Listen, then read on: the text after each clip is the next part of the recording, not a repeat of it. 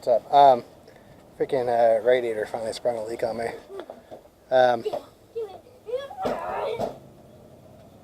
Yeah, it's leaking around the edge right here, somewhere in this metal thing right here.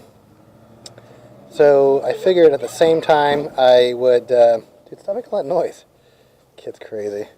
Alright, so yeah, it's leaking right here, and it's dripping right now, and just randomly started doing that. I suspected there was about a leak for a while because I thought I could smell it every once in a while, and I'd always check my engine to make sure it wasn't overheating. Right now my oil cooler is fine. I never have more than a 12 degrees delta. Uh-oh, it blew up. There goes my radiator. But yeah, actually originally I was going to put G05 in there, as Eric's, but I decided I was just going to, since I'm doing the whole radiator, I decided to flush the whole thing out, and I'm going to use some of this Rotella. I converted it over to ELC, so that's that.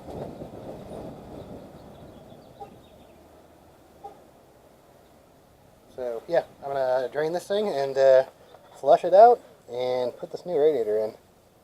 So we'll see how it goes. Alright, cool. Alright, got this thing draining here with the drain cock up. But yeah, I got the radiator. Get out real quick.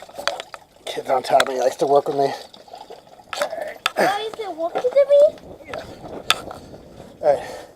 So I got this radiator on Amazon for, I'll open it up and show you in a couple minutes, but I think it was only 94 bucks, free shipping, so not bad. Alright guys, took out the block plug, 3/8 inch Allen, takes out the block plug, but I'm going to run my garden hose in here and just flush it for a long time, maybe about an hour, give it some revs, try to get as much of that crap out of the block as I possibly can before I put this new radiator in, because I don't want to put a bunch of new shit in my radiator, and maybe possibly also clog up the oil cooler. That's the truck. So get this going, you know, maybe an hour. You want to get everything, as much of the shit I can get out of the block as possible, and get it going. Alright guys, so I'm going to start this truck up and give it some revs, turn the heater on full, reflush out the heater core, let it run for a while, trying to get as much of this shit out as possible and keep an eye on the temperature, you know. But yeah, you should never put cold water in a hot engine. This engine is totally cold, so just for warning. I mean, it can crack your block. It's kind of like if you put glass in a if you put like a hot Pyrex dish in your sink, and it cracks. All right. All right, guys. You could probably see draining out of the radiator, and it's also coming out of the block. I couldn't get to the other side, the second side block plug, but yeah, just draining out. Got wet there. They've already been running it for a while, on and off, giving it some revs. You let the water pressure it out, push it out.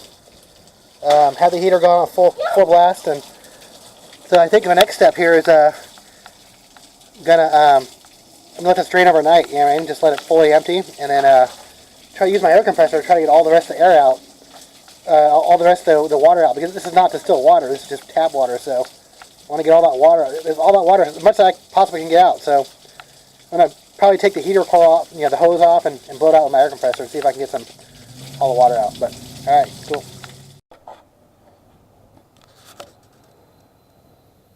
Okay, guys. So I gotta pull out this radiator. So actually, I'm just gonna follow the video instructions from Diesel Tech Ron and just take these clips off here and just pull this shroud forward and pull it out. Pretty straightforward. But I also got a new coolant filter for that thing right there. So yeah, you should probably replace that if you're going to change the fluid. So alright, cool. Yeah, Diesel Tech Ron was right, man. That shroud actually comes out pretty easy. It's kind of surprising. This is actually not that bad for a massive truck like that, man.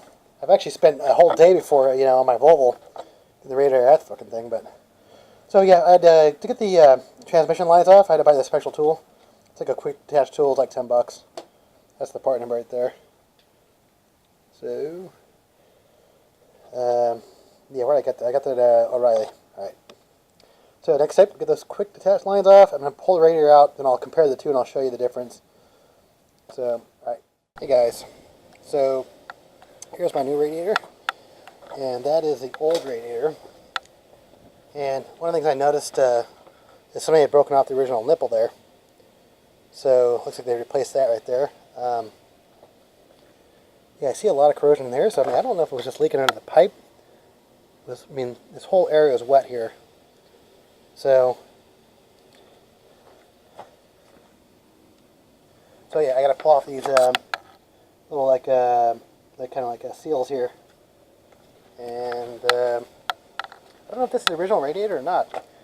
It says made in Mexico, but it looks like, that sort of looks like a Ford part number, like the sequence they would normally use. And yeah, they look a little bit different. You know, like I said, this thing was less than $100, so I mean, I don't know how shitty it's going to be or not. And yeah, if it's going to last 6 months and freaking break and have to replace it again, but yeah, with the quick detach fittings, drain cock's a little bit different, but hopefully that is the right one. Alright, so let me get this back on, and I'll start doing the fluid change. Alright, yeah, I mean, the Diesel Tech ROM was right. I don't know if I mentioned that already, but that shroud came off really easy, so get this thing going. Alright, cool. Oh yeah, those freaking quick detach, that was actually kind of a pain in the ass getting these off right here. The quick detach with that tool. Yeah, the main thing is you gotta push it in real hard. Yeah, you have to get it all the way in there.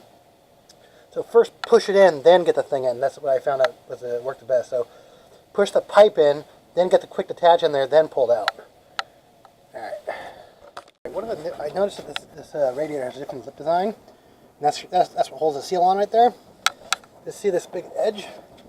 The other one would fold down like that, you know. Camera there. Well, it was more folded flat towards the front here. So I think when I get this on, I'm going to have to push this forward to get it to line up with that shroud. Yeah, man, which is going to probably be a total pain in the fucking ass, but you have to do that to get a good seal, you know. Where the fan is basically useless. If you have a big air gap there, the fan pulling the air is going to be pulling it through the side instead of the radiator. So why the hell wouldn't they think it? Why wouldn't they take a stock radiator and compare that? You know, like why wouldn't they just sit there and go, you know, well, we need this lip there for a reason. So don't know where this thing was made. I guess I might say on the box. I'm assuming China for this price. Made in China. So I don't know what's better, made in Mexico or made in China. So who knows? Guys, serious fuck up here. Not fuck up by me, but I just noticed this when I was getting ready to put it back in and get those little tabs in. Look at this thing. It's freaking broken. So I had to go down to freaking Auto, and they actually luckily had one in stock. But that radiator was $100. This one was a fucking $280. So pretty bugged about that. It is lifetime warranty though, so I can take it back. You know, whatever gets messed up. But yeah, I don't have time to wait for another radiator. You know, wait for a couple days I need to get this done like you know, I want to get it done, you know, on the weekend here. So yeah, look at that. How do they in the factory? This came from the factory like that, out of its box. Little nicks already in it, you know. But the good thing is, this one more closely resembles the original radiator, where these has a curved sides. This one doesn't have that. So you need that curved side to fit that what's it called, the seal there. So it's definitely more closely resembles this original radiator. So I don't know, man. So bugged with that. So an extra. So this project was originally going to cost me about $200, like $220. So now I'm at about $420. So fucking annoyed. You can see that, but I just took my old coolant filter off. And I just turned it upside down. I mean, just to see empty the water out or the coolant. And look at all these big rust flakes came out. I don't know if you can see that. Crazy amount of big rust flakes. So yeah, you don't want that shit caught in your oil filter or oil cooler. That would fucking suck. But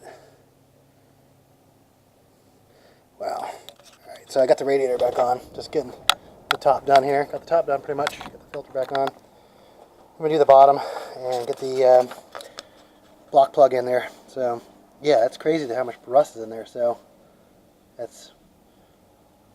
My deltas were fine though, my oil cooler, so I guess I wasn't really towing though, so I mean it was about 12 degrees, so inclined without pulling anything. So alright, I have the block plug in and everything's mounted up, connected to the bottom.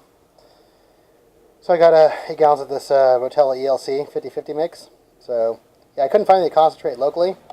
I got this over at Walmart, so I think it's like $13 a gallon here. But yeah, it would have been a lot cheaper to go with just distilled water and like 3 gallons of the concentrate. So spent a lot more money on this product than I wanted to. You know, $400. So yeah, just the cool alone was like 300, or actually like $100 with tax. So all right, man, or actually probably what, 8. So yeah, more than $100. So not cheap. Well, there it is, guys. All running, checking for leaks. I had a small leak for a little bit in this hose clamper here. So I'm just kind of starting to wonder if my radiator was bad after all, or if it was just leaking from that hose. And I cut it right there and moved it about a ½ inch forward. I don't know. I have no idea. Because it looks like it's pretty gunked up right there. I mean, I looked. I didn't see any obvious leaks when I was looking for it. So I mean, I just saw it wet around here, so I have no idea. Yeah, and somebody had fixed that at one point because I don't think that's factory. I think it normally has a plastic nipple on there.